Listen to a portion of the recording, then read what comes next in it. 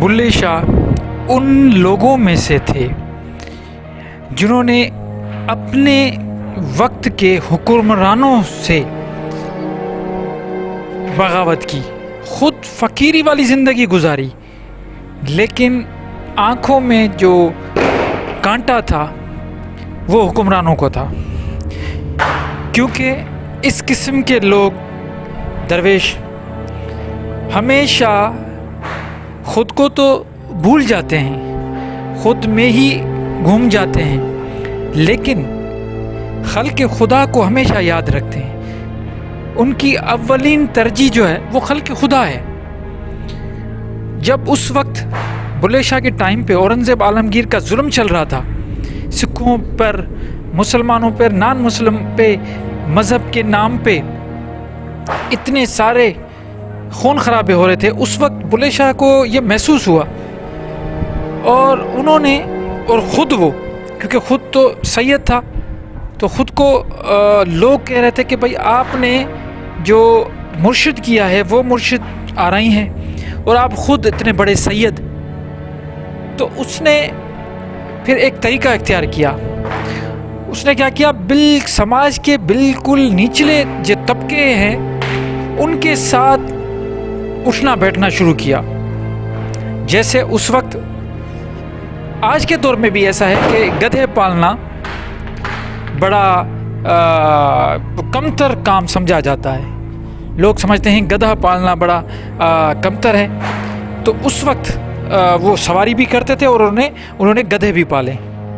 اس کے بعد ہجڑوں کے ساتھ میل جول رکھنا آج کے دور میں بھی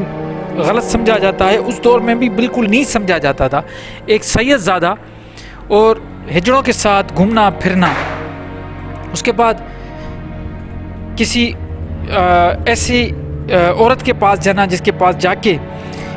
ڈانس سیکھنا، یہ بھی اس ٹائم پہ برا تھا، آج بھی برا ہے۔ تو یہ جو چیزیں تھیں بلے شاہ کی، اور بھنگیوں کے ساتھ بھی اٹھنا بیٹھنا، آج کے دور میں بھی آپ بھنگیوں کے ساتھ اگر آپ سوچیں گے، بیٹھیں گے، تو لوگ آپ کو کہیں گے کہ آپ بھنگیوں کے ساتھ بیٹھتے ہو، وہ کمتر ذات ہے۔ لیکن انہوں نے، بلے شاہ نے یہ ثابت کر کے دکھایا، اپنی عملی زندگی ان نچلے طبقوں کے ساتھ رہ کر گزاری، تاکہ جو اس وقت کے حکمران ہوں یا اس وقت کے جو بھی ایسے لوگ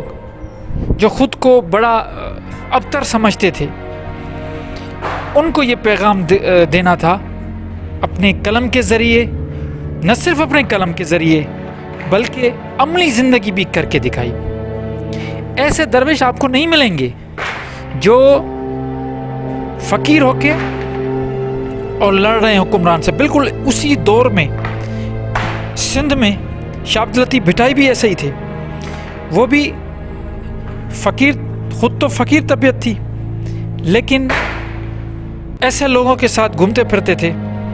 لوگ ان کو کہتے ہیں کہ سید ہو کے اور آپ ایسے ڈانس کرنے والیوں اور ناچنے والے اور باجا بجانے والے اس قسم کے لوگوں کے ساتھ تم گھوم رہے ہو، اس کو بڑی وہ اس ٹائم پہ لوگ کہتے تھے۔ اور بلے شاہ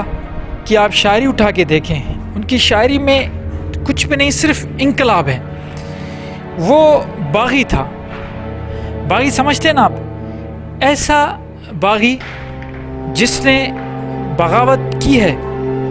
لیکن اس نے جو رسمیں ہیں سماج کی، غلط رسمیں، ان کے ساتھ بغاوت کی۔ ان کی بغاوت کا کوئی یہ نہیں سمجھے کہ کوئی وہ ملک کے لیے بغاوت کر رہا ہے کسی، نہیں، وہ رسموں سے بغاوت کر رہا تھا، دقیانوسی باتوں سے بغاوت کر رہا تھا۔ اور یہ ساری باتیں جب معاشرے میں ریفلیکٹ کرتی ہے تو یہ جو ٹھیکیدار ہوتے ہیں ان کے گلے میں جا کے پڑتی ہے۔ اور بلے شاہ جیسی شخصیت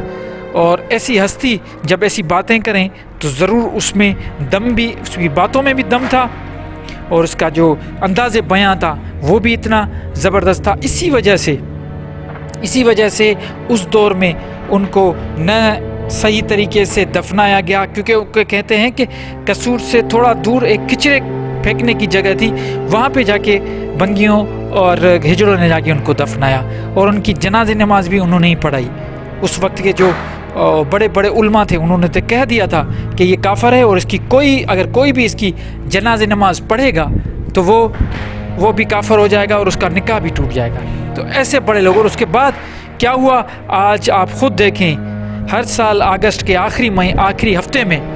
وہاں پہ بڑا دربار لگتا ہے اور ہزاروں لاکھوں کی تعداد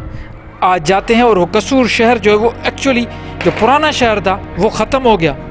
اور جہاں پہ ان کو دفنایا گیا وہ بڑا آباد ہو گیا، اور وہ لوگ آج بھی وہاں پہ جاتے ہیں۔